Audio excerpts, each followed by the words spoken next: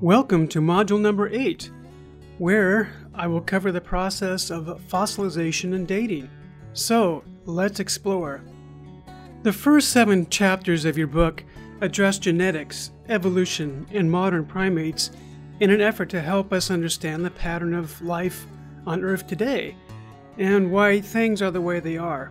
However, to truly understand humans today, we have to understand our past, and doing that requires fossils. We know that the living organisms today must have had ancestors. Fossils give us the actual concrete evidence that these ancestors existed. Fossils allow us to observe how anatomy has changed through time and to unfold the pattern by which human adaptations have evolved.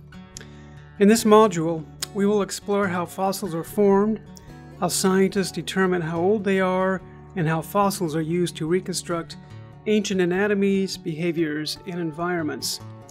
Later in this class, we will look at the large and growing fossil record of primates, apes, and the upright walking apes, hominins, that eventually lead to us. Keep in mind that all of these creatures we will be learning about are extinct. But this does not mean they were evolutionary failures. They were well adapted for their particular environment at the particular time they lived. However, as the environment changed, these primates may not have been adapted for their changing world and eventually became extinct.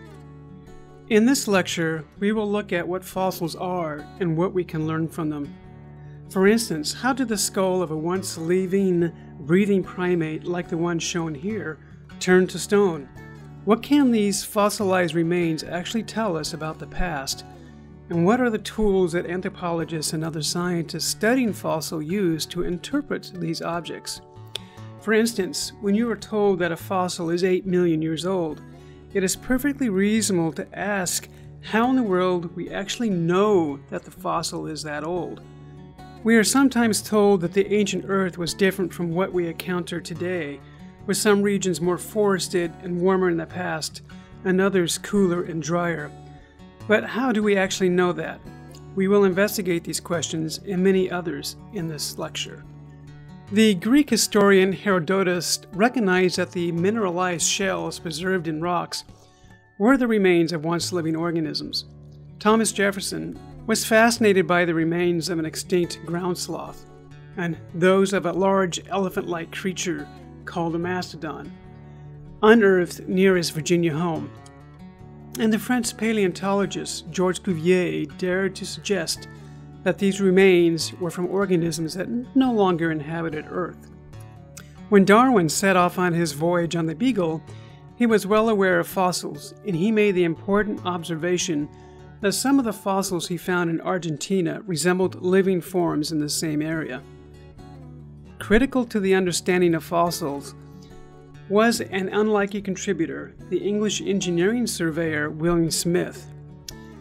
Now, Smith worked in coal mines and made the observation that the layers of rock called strata were quite consistently patterned throughout the region, and that each stratum contained a very specific collection of fossils. He proposed that these fossil-specific layers would be found throughout England, and this, his principle of faunal succession, eventually became an important foundation of geology and paleontology. On the right is the first geological map of Britain, made by William Smith. Fossils are physical evidence for life forms that no longer exist. They are therefore very strong evidence of evolution, which hypothesizes that there must have been organisms similar to but different from the inhabitants of Earth today. In this image are fossils of bacteria, the top left, shelled marine creatures like the ammonite, which is on the top right, and the long-extinct trilobite in the middle left. Fossils often resemble living organisms like the fern in the middle, the crab in the middle right, the turtle, the third row center, and fish, the third row right. But keep in mind that though these fossils superficially resemble species that live today, there are often important and significant differences that help us understand the evolutionary history of these lineages. Some large lineages have simply gone extinct, like the dinosaurs, represented here in the third row left by the famous Tyrannosaurus rex. At the bottom left is a fossil called Darwinus that was recently discovered from 47-million-year-old swamp deposits in Germany. What precisely are fossils and how do they form? Fossils are the remains of once living organisms that have been chemically converted to stone, either partially or fully. This process happens at the molecular level, with the calcium and phosphorus found in bones and teeth being replaced by the minerals found in the surrounding rock, like iron and silica. This is not an all-or-nothing process, and thus there are many fossils that still preserve the original chemicals of the body, allowing researchers to reconstruct ancient diets and environments. The most likely anatomies to fossilize are the harder structures in the body, the bones and the teeth. Shown in this image is a process by which a hominin or ancient human who has died on the landscape can be turned into a fossil and eventually recovered by scientists. There is an entire science called taphominy that devotes itself to the study of what happens to an organism's remains after death. As is illustrated here, a hominin who has died on a lakeshore begins to decay as bacteria and fungi consume the soft tissues and organs of the individual. If the circumstances are just right, the lakeshore sediments may bury the bones, though often these bones are moved around by the water, or parts of the skeleton are dragged away by scavengers.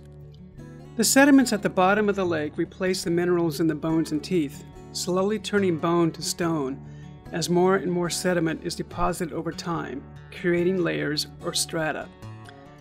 But the building of layers of sediment can be problematic, as the presence of accumulating sediment can crush, twist, and distort fossils. A change in the environment or geological activity that causes this ancient lake bed to elevate and erode eventually can expose those old layers of rock and bring old bones back to the surface for discovery. The circumstances just described here are rare and have to be just right for a fossil not only to form but to be found. Fossils are thus quite rare. Fossils generally form in sedimentary rock, in which tiny bits of rock, sand, and soil are carried by wind or water and bury the bones of dead animals. This doesn't always happen on a lakeshore. Illustrated here, for instance, are the circumstances of preservation for many of the fossils of early humans discovered in South African cave sites. Early humans were occasionally preyed upon by large leopards and hyenas.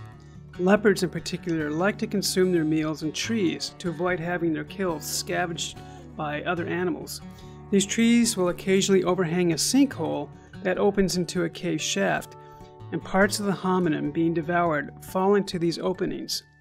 Over time, bones can accumulate in these cave shafts along with sedimentary rock deposited over hundreds of thousands of years. Shown on the right are the excavations at one of these cave localities in South Africa called Sturkfontein. The reddish sediments shown here are filled with fossils, including those of early human ancestors. Bones and teeth are not the only things that fossilize. Shown on the left are fossilized footprints made by human ancestors about 3.6 million years ago in what is today Tanzania in Africa. These prints, called the Laetoli footprints, are the best direct evidence we have to show that our ancestors walked on two legs. Certainly, the anatomy of fossil leg and foot bones from these creatures helps us understand how they moved. But fossil footprints leave little doubt that these creatures moved on two legs, not four. Again, the circumstances for both the formation and discovery of footprints have to be just right, and thus are quite rare. These prints were formed when hominins and other animals living on the landscape walked across a bed of wet volcanic ash that subsequently hardened like a cement under the equatorial African sun. More volcanic ash falling from the sky soon buried these prints, and they were discovered by scientists finding fossils in this area millions of years later. Shown on the right is an artistic representation of the Laetoli footprint makers. Some of this is evidence-based, some of it pure conjecture. Of course, the more fossils the better, in order to completely reconstruct the evolutionary history of a lineage, we would ideally have representative fossils filling in all of the potential gaps in our understanding of anatomical and behavioral changes over time. But such representation is nearly impossible.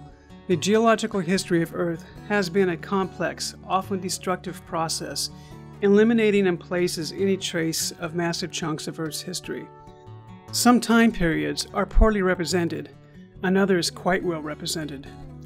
For instance, there is a fossil site in Egypt called the Fayum Depression that preserves many animals, including primates like the one shown here, that lived 29 to 37 million years ago. But the record ends in sediments dated 29 million years ago. There are no traces of anything living 25 million years ago, for instance. So why not? The process of sedimentation that formed these fossil layers in the first place either stopped in the Fayum at this time or subsequently eroded. Other lineages live in regions that are not conducive to fossilization. For instance, forest sediments often have quite acidic soil, which is not good for bone and tooth preservation. We therefore have a fossil record that is biased against forest-dwelling animals, an unfortunate thing for us since primates tend to live in forests.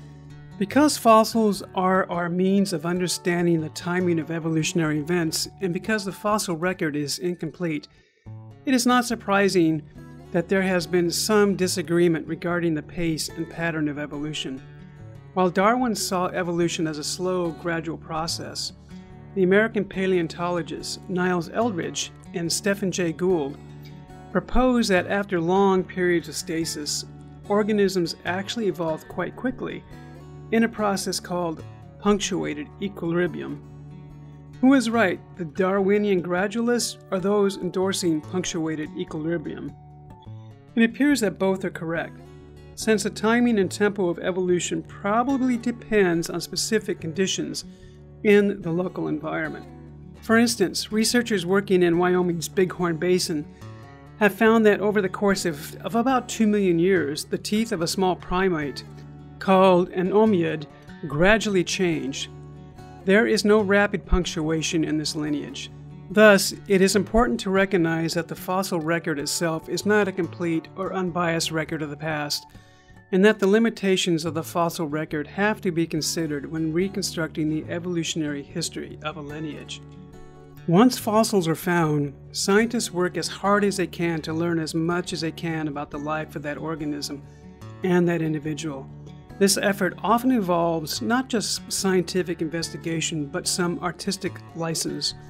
Shown here is a process by which a fossil skull can be refleshed and, in some respects, brought back to life. Shown here is a fossil from a famous early Homo erectus locality called Dmanisi. This fossil site, which is 1.77 million years old, preserves the oldest evidence of fossil humans found outside of Africa. Because of how well the bones are preserved, the French paleoartist and sculptor Elisabeth Dayenne can use the anatomy of the bones to guide where and how large muscles would be. Skin is applied, eyes positioned, and though many aspects of this reconstruction are difficult to confirm scientifically, the final product shows a face that is human-like in many respects. Let's return to the problem of dating fossils. Earth is extremely old, so old that our brains have a difficult time conceptualizing the time scales over which life has evolved. We use words like ancient to describe early Egyptian civilization, when in fact the pyramids were built just a moment ago, relative to the vastness of geological time. Knowing the precise age of fossils is a critical component to understanding where they fit in the evolutionary picture.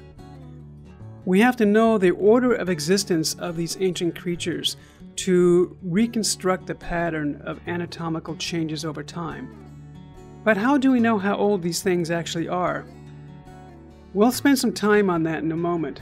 First, it is useful to see how scientists break the vast expanses of Earth's history, roughly 4.6 billion years, into understandable chunks. Shown here is a breakdown of the major eons, eras, periods, and epochs in Earth's history. The majority of the history of life on Earth during the Hadean, Archean, and Proterozoic eons were dominated by relatively simple single-celled organisms. During the Phanerozoic, or the last 545 million years, life has diversified and become more and more complex. The three eras during the last 545 million years are the Paleozoic, Mesozoic, and Cenozoic. They are further divided into the periods shown in the second column. You may recognize some of these. The Jurassic, for instance, a time in which dinosaurs ruled Earth. The extinction of the dinosaurs at the end of the Cretaceous marks the beginning of the Cenozoic era and a period called the Tertiary. This period can be subdivided into the different epochs seen in the third column. These epochs, which unfolded over the course of the last 65 million years, are times during which major events in the history of primate evolution took place. The first primate fossils are found in the Paleocene and Eocene. Anthropoid fossils are found in the Oligocene, ape fossils in the Miocene, and some of the very first hominin fossils in the Pliocene. Today, we are in a new epoch, only about 10,000 years old. This is called the Holocene. Of course, life has not evolved in a linear, stepwise fashion. Most of the history of Earth featured only simple, single-celled organisms. The great diversity of multicellular, complex life present on Earth today is a relatively recent evolutionary event, unfolding over the course of the last 545 million years. This can be visualized here in this evolutionary timeline. But be careful interpreting this. Humans are presented at the very end of this ribbon of life only because humans are the ones attending this lecture. We could very well have put any other modern creature at the end of this timeline, a dog, a butterfly, or a banana. Each living creature has its own evolutionary history, though all living organisms share ancestry with one another. We will be devoting the rest of this course to the Mesozoic and Cenozoic eras, the last 200 million years or so. Most of the primate evolution unfolds in the last 65 million years, the Cenozoic, but it is important to recognize what was happening during the Mesozoic, a time when some of the first mammals evolved and the continents were positioned quite differently than they are now. By studying geological formations around the world and by measuring the rates at which continents drift across Earth, scientists have been able to run the process of plate tectonics in reverse and hypothesize what Earth looked like 200 million years ago. At this time, all of the continents were connected into one landmass called Pangaea, shown at the top left. As the tectonic plates began to separate, many of the major land masses recognizable today, like Asia and North America, began to take shape by the late Jurassic, as illustrated in the upper right. However, South America and Africa still fit snugly into one another, as did Antarctica, Australia, and India. By the end of the Mesozoic, Africa began drifting east relative to South America, and India began its slow migration towards Asia, which terminated in these plates merging, an event that slowly, millimeter by millimeter, caused the Himalayas to rise over 30,000 feet. Keep in mind that living organisms were on these slowly drifting continents, and their evolutionary history is determined in part by the movements and connections between these large land masses. What we have discussed so far are relative events. The Mesozoic preceded the Cenozoic, for instance. But how do we know this? An important contribution to geology was made by a Danish scholar living in the 1600s named Nicholas Steno, or Niels Stensen. Steno studied geological formations around Italy and collected the fossils contained in these stratigraphic layers. He deduced that the higher rocks, the rocks closer to the surface, were geologically younger than the lower or deeper rocks. This sounds quite obvious, but this logical observation by Steno is the foundation of what is called relative dating, in which one event can be determined to be younger or older than another, based on its relative position in the stratigraphic column. The chemical composition of sediments can then be compared across large areas, allowing scientists to make what are called stratigraphic correlations between rocks in different areas of the world. The implication is that these strata, despite being far away from one another, must have been deposited at the same time back when these regions were physically closer together. An example of how stratigraphic correlation works is presented here. Volcanic eruptions produce ash that have very specific chemical signatures and can also travel great distances. For instance, when the Indonesian volcano Krakatoa erupted in 1883, ash from the eruption fell over 3,700 miles away from the volcanic source, but had the same chemical signature. Anything found below the ash layer would have to have been deposited before 1883. Anything found above the ash layer would have been deposited after 1883. Because volcanoes have been active all over the world for millions of years, specific ash layers can be correlated in this manner. The relative age of fossil bones can also be determined by the amount of fluorine they contain. Buried bones absorb the elements in the surrounding soil. Bones that have been buried for a long time absorb more fluorine than bones that are more recently buried.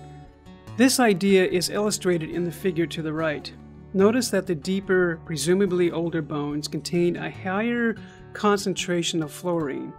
This use of fluorine concentration in bones is one of the very first uses of chemical dating, and was employed by the Croatian paleontologist Dragutin Kramberger, shown here in the bottom left. And he demonstrated that Neanderthal fossils found at the Krapina cave site in Croatia were from individuals who lived at the same time as extinct rhinoceros and cave bears, whose bones were also recovered in the Krapina cave locality.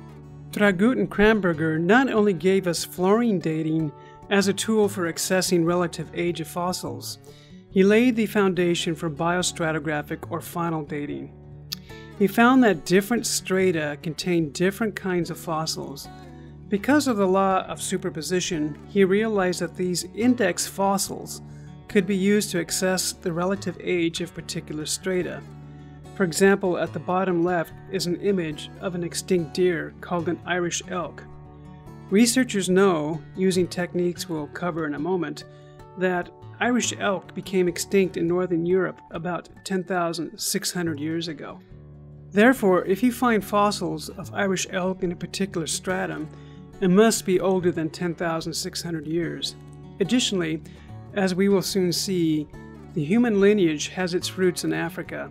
However, other kinds of animals involved in Africa too, from certain species of rodents to elephants and pigs or warthogs. The pigs in particular have served a very important role in determining the relative age of fossil human ancestors discovered in the same strata. By working out the evolutionary history of the pig fossils, research can infer the relative age of other fossils found in the same layer, like hominins. As is shown here, the oldest pig fossil teeth in Africa are thin and relatively short. But over time, the cheek teeth become larger and taller. The cusp of the teeth also change in a way that can be used as a valuable tool for determining the relative age of the fossil sediments. One last form of relative dating we'll examine briefly is cultural dating. Over the 2.6 million year history of material culture made by humans, certain types of tools or artifacts have been invented at certain times. By finding these objects, many of which are shown here in particular strata, one can infer the relative age of the other artifacts in the same layer of rock. For instance, discovering a fishing spear or a piece of ceramic in a stratum would imply a relatively recent age, whereas Oldowan choppers, shown here in the upper left, imply a much older age, perhaps as old as 2 million years. Keep in mind, though, that the presence of these cultural artifacts do not tell us the absolute age of the rock, only the relative age. The methods you just learned about allow us to date fossils relatively. But what we are really interested in is not relative dating, but absolute dating. To get an appreciation for the differences between these methods, look at the chart on this slide. Using relative techniques, one could determine that the Boer War happened before the Vietnam War. but only through absolute dating techniques could one determine that these wars occurred over 60 years apart from one another.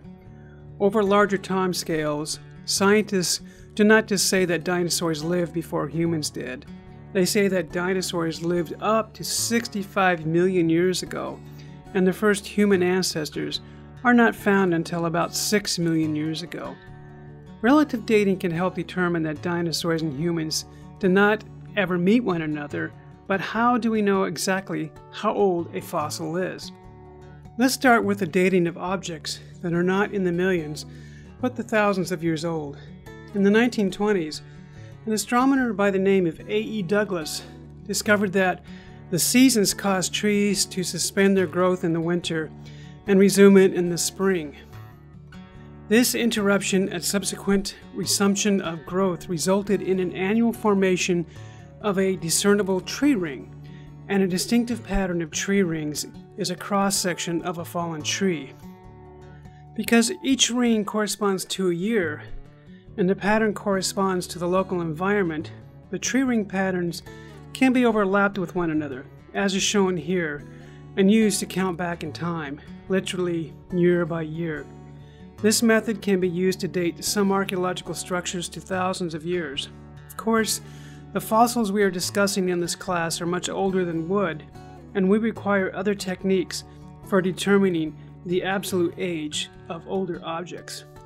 Since the early 1900s, scientists were well aware that the same element, say carbon, can exist in many different forms.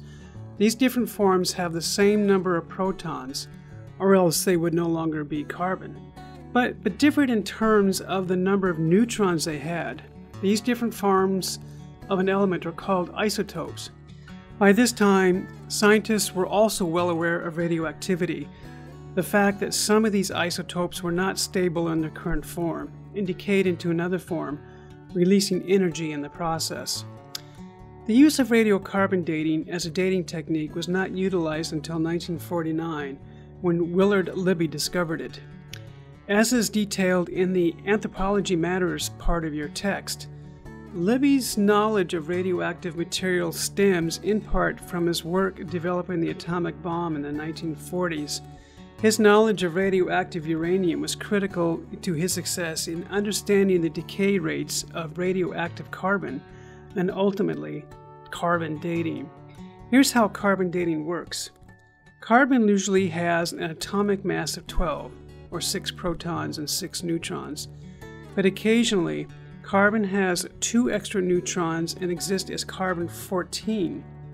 Carbon-14 is radioactive and decays into nitrogen-14, which has 7 protons and 7 neutrons. The key to using this as a dating device is that the decay of carbon-14 to nitrogen-14 happens at a constant and predictable rate. In fact, half of the radiocarbon in a substance will decay into nitrogen in 5,730 years. This is the so-called half-life of carbon. All living things taking carbon, including a small but knowable amount of carbon-14. While the organism is alive, the ratio of carbon-12 to carbon-14 is the same, but once the organism dies, the carbon-14 begins to decay to nitrogen-14. The longer it has been dead, the less carbon-14 it will contain. If the bone contains half carbon-14 and half nitrogen-14, then it is 5,730 years old, the half-life. If it contains 25% carbon-14, then it is 11,460 years old, or 2 half-lives. Notice that it will not take too long before the carbon-14 has completely decayed and is gone. Therefore, carbon dating cannot be used reliably for anything older than about 50,000 years, though new methods have pushed that boundary to about 75,000 years. What do we do for fossils that are older than 50,000 to 75,000 years? We have to use isotopes that have a half-life much longer than 5,730 years of carbon-14. Fortunately, these isotopes exist. The half-life of radioactive uranium-238 is 4.5 billion years. That of uranium-235 is 713 million years. Argon-40 and potassium-40 each have a half-life of 1.3 billion years. This later isotope, potassium, has been incredibly important in helping scientists determine the age of the fossils we will be discussing for the remainder of this course. Volcanic rock contains a radioactive isotope, potassium-40, which decays into the stable gas argon. When a volcano erupts, it lays down a bed of ash that contains potassium-40, but the heat of the volcanic eruption expels all of the argon. Over time, fossils are formed in strata that are sandwiched by layers of volcanic ash. This ash, which has contained radioactive potassium that slowly but surely decays into argon gas, can be directly dated by measuring the ratio of radioactive potassium still in the rock to the amount of argon gas trapped in the crystalline structure of the rock. This idea is known as the clock in a rock. Fossils themselves are not dated using radiopotassium dating. Instead, the volcanic layers surrounding the fossils are dated. This technique has recently been revised to a method called argon dating, though the basic idea is the same. In addition to radiometric dating of rocks, scientists can also use what is called fission track dating. As radioactive uranium decays, fragments of the decay fission and leave a discernible track on the rock's crystal, as can be seen in the bottom right image. The greater number of these lines can be used to infer the age of the rock. There are several other methods that scientists use to date fossils.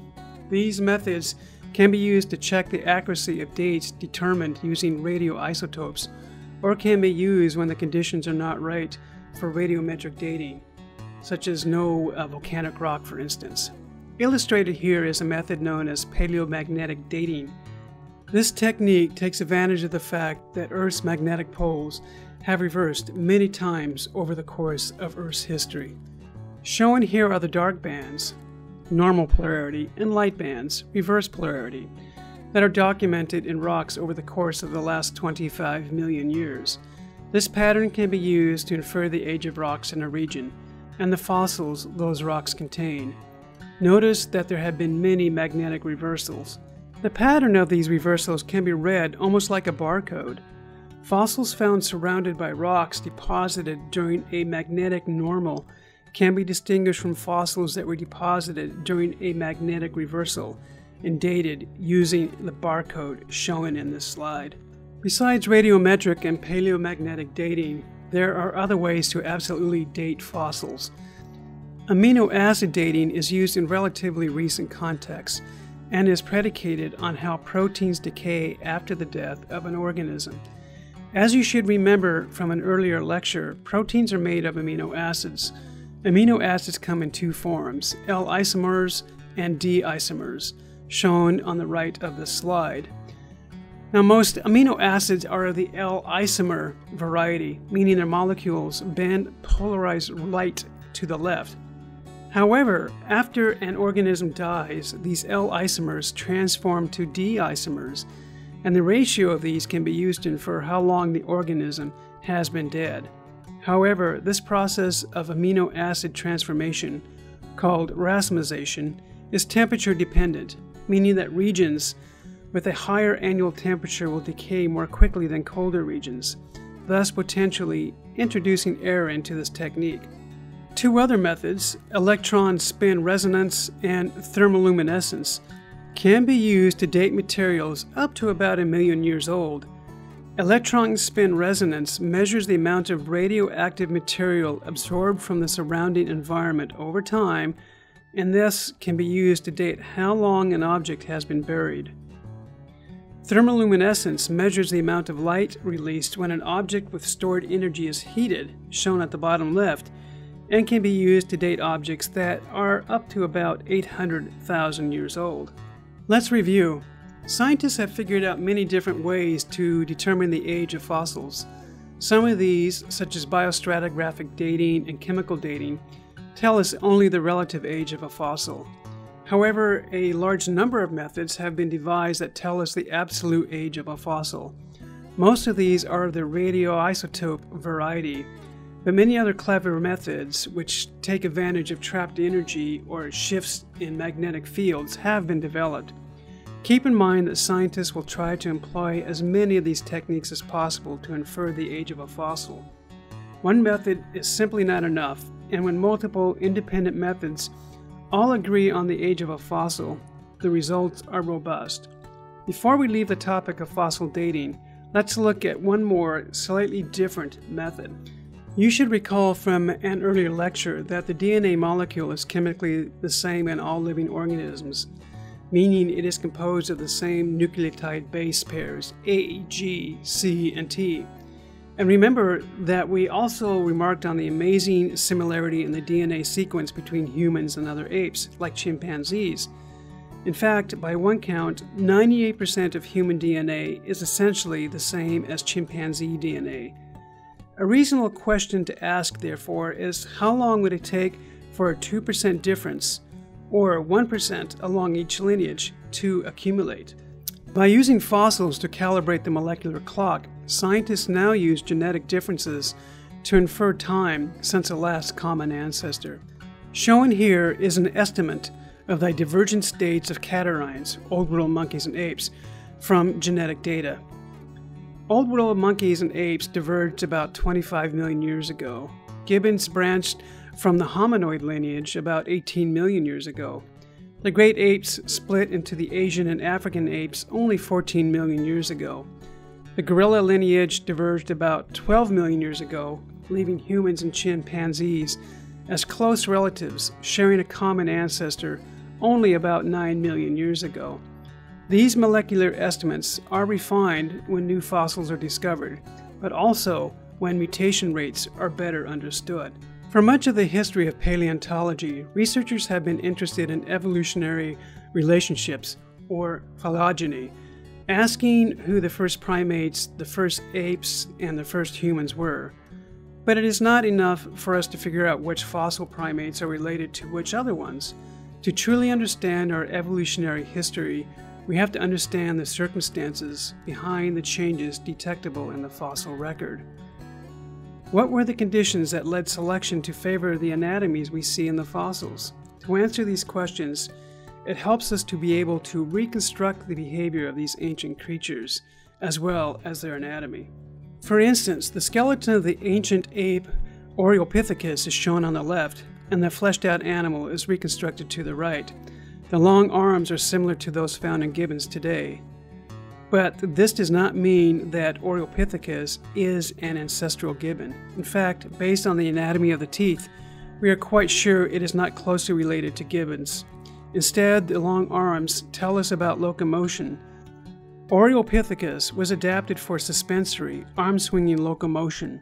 Of course, that means there must have been trees to swing through in the ancient environment inhabited by Oreopithecus. A changing environment causing the trees to dwindle may have been responsible for the extinction of this ape 8 million years ago. It is not difficult to see how locomotion can be reconstructed from anatomy, but how can this ancient environment be reconstructed? Let's start with the temperature. Scientists rely on the fact that hot climates leave different biological and chemical clues than cold climates. For example, there is a very close relationship between temperature and the species and chemistry of small-shelled marine organisms called foraminifera, shown in the upper left of this slide. These little microorganisms incorporated two forms of oxygen into their shelled bodies, oxygen-16 and the isotope oxygen-18. Oxygen-18 is a stable isotope, meaning that it is not radioactive and therefore does not decay. However, what differs with oxygen-18 is that it exists in low amounts in warm water, but in high amounts in cold water. If the temperature of an area was quite warm in the past, the oxygen-18 of the sampled foraminifera in sediment cores would be relatively low. By tracking this over time, scientists have been able to reconstruct the global temperature over the course of the last 60 million years or so. This is shown on the right. Times of increased warmth, like in the Eocene and Miocene, correspond to the evolution of true primates and apes, as we'll see in the next chapter.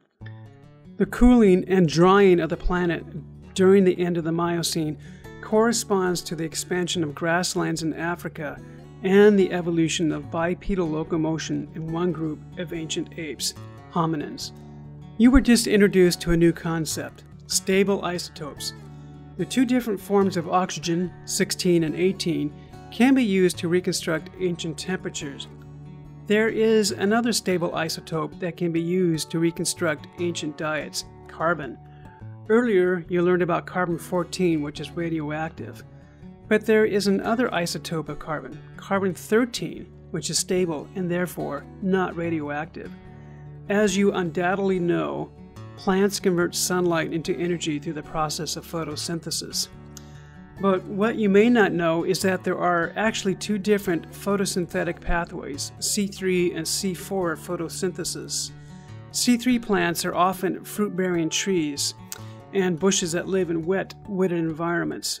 C4 plants, like the corn shown here, are most often grasses, living in drier environments. These two photosynthetic pathways use the different forms of carbon differently. C3 plants do not like carbon-13, whereas C4 plants do not mind it at all. Critical for our purposes here, the ratios of carbon-13 and carbon-12 can be extracted from the teeth of a fossilized animal to determine whether it ate and therefore lived in a wooded environment or in a more of a grassland environment. This technique allows scientists to reconstruct both the plant life and the diet of long extinct animals, including human ancestors, many of whom lived in the C4 rich Africa savanna, like that shown here on the right.